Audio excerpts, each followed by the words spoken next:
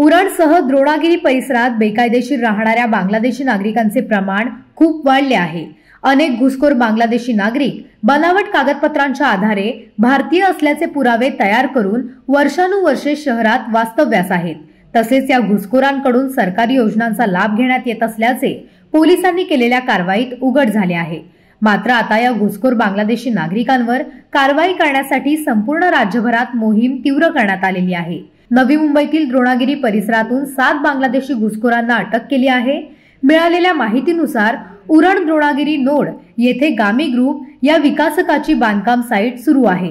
या साईटवरील संबंधित लेबर ठेकेदाराने आपल्या कामावर काही बांगलादेशी कामगार कामावर ठेवले असल्याची गुप्त माहिती उरण पोलिसांना प्राप्त झाली होती। त्यानुसार उरण पोलिसांनी मंगळवारी सापळा रचून सदर बांधकाम साईटवर काम करीत असलेल्या कामगारांची तपासणी केली असता 7 बांगलादेशी पुरुष आढळून आले। या घुसखोरांकडून आधार कार्ड, पॅन कार्ड इत्यादी कागदपत्रे जप्त करण्यात आली असल्याची माहिती समोर येत असून अधिक तपास उरण पोलीस करीत आहेत।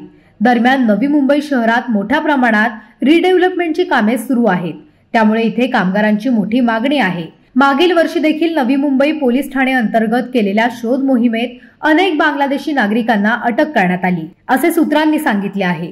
फेरीवाला, मजूर काम, घरातील धुणी भांडी, लेडीज सर्व्हिस बार अशा वेगवेगळ्या ठिकाणी ही मंडळी काम करत असल्याचे पोलिसांना आढळले। उरण परिसरात बांगलादेशी नागरिकांच्या अवैध वास्तव्यामुळे राज्य आणि देशावर होणारा परिणाम तसेच वाढत्या गुन्हेगारीमुळे सामान्य नागरिक त्रासले असून या बांगलादेशी नागरिकांना लवकरात लवकर पकडून त्यांची त्यांच्या देशात रवानगी करावी अशी मागणी नागरिकांमार्फत होत आहे। वादळवारा लाईव्ह साठी न्यूज ब्युरो, उरण।